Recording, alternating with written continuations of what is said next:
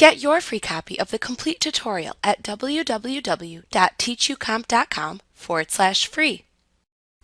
There are many filters you can apply to create different artistic effects in your images. You can access the filters by using either the Filter command in the menu bar or by using the Filters panel. You can apply filters from the menu bar by clicking the Filter command in the menu bar and then rolling over a filter category name shown in the drop-down menu to display the filters in that category in a side menu. Then click the name of the filter to apply in the side menu. That will either automatically apply the filter or open a dialog box where you can change the filter settings before applying it.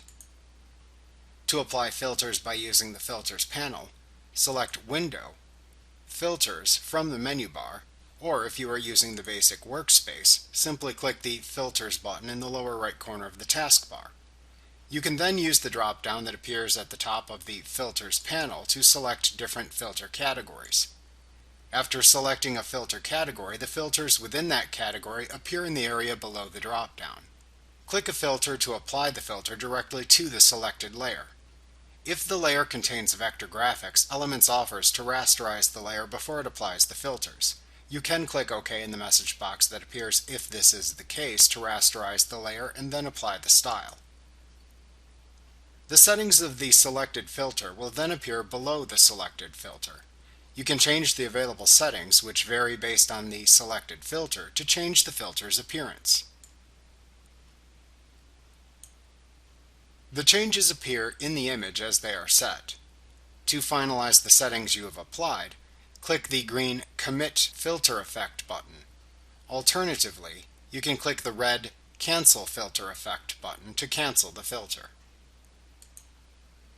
You can also apply a filter by using the Filter Gallery window.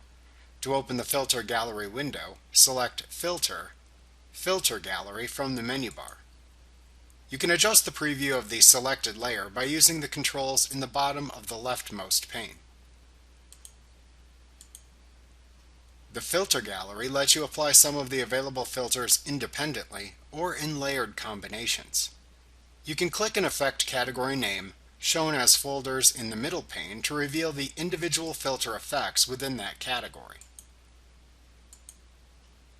You can then click one of the filters in that category to view its filter settings within the rightmost pane. Then use the sliders, color boxes, and drop-downs that appear in the right pane to change the filter settings for the selected filter. You can see how these changes will affect the image by using the image preview within the leftmost pane. In the bottom of the right pane, the name of the filter appears in a layer. You can add another layer to this list to layer the filters by clicking the New Effect Layer button at the bottom of the right pane.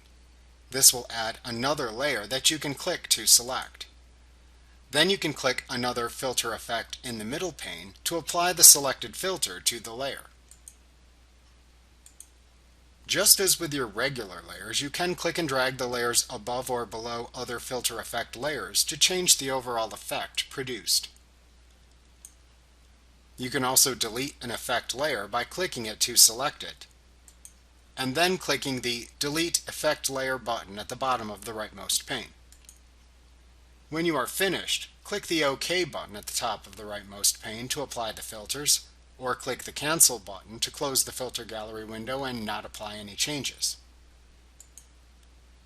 Note that applied effects are not actually added as layers that appear in the Layers panel within the image, but rather they are applied directly to the selected layer's contents.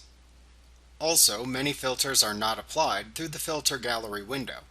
You actually have many more filters that you can apply by using the Filter command within the menu bar, or by using the Filters panel.